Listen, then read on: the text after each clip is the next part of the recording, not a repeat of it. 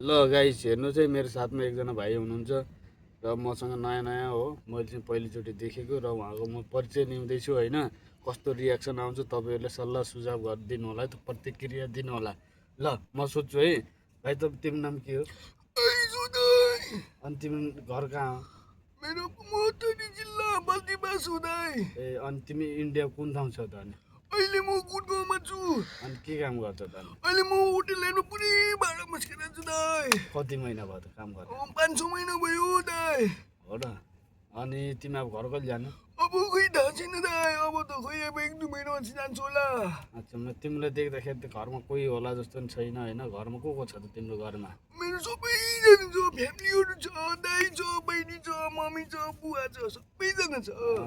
अनि त्यसपछि तिम्रो घरमा खेतीपाती टन्नै होला होइन? के भन्नु खोजेको? बारीमा खेतीपाती नगरेर के हुन्छ? अनि तिमी बोल्न आउँदैन तिमीलाई? तिमी हल्का अपाङ्ग जस्तो छौ र पनि तिमी किन यो इन्डिया र यस्तो परदेशी ठाउँमा काम गर्न आएको त? अनि के गर्नु दाइ, जिन्दगी यस्तै छ, काम नगरिकन सुख खानाहरू मिल्दैन, आउनै पर्ने हो।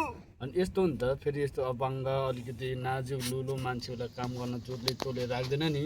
त्यही भएर हामी जस्तो मान्छेले पो होइन बुझेर, होइन मैले मसँग काम गर्छु अहिले 2-3 दिन भयो र अरू ठाउँमा गयो भने अप्ठ्यारो हुन्छ नि त काम गर्नलाई। त्यही गर्दाखेरि यस्तो अपाङ्ग मान्छेलाई काम गर्न मुस्किल छ। त्यही भएर अलिक ध्यानपूर्वकले काम गर्नुपर्छ होइन।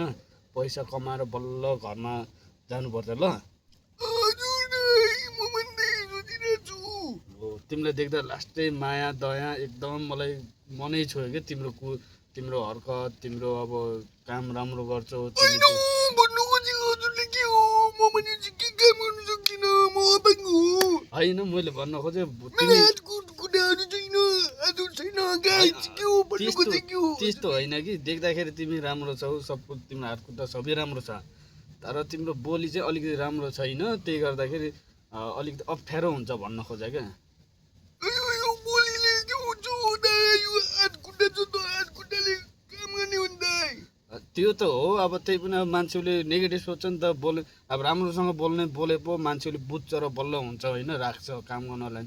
अब तिमी राम्रोसँग बोल्दैनौ, त्यही गर्दाखेरि अप्ठ्यारो छ कि काम गर्न। भनेको राम्रै म यति राम्ररी बोलिरहेको छु, के गर्ने?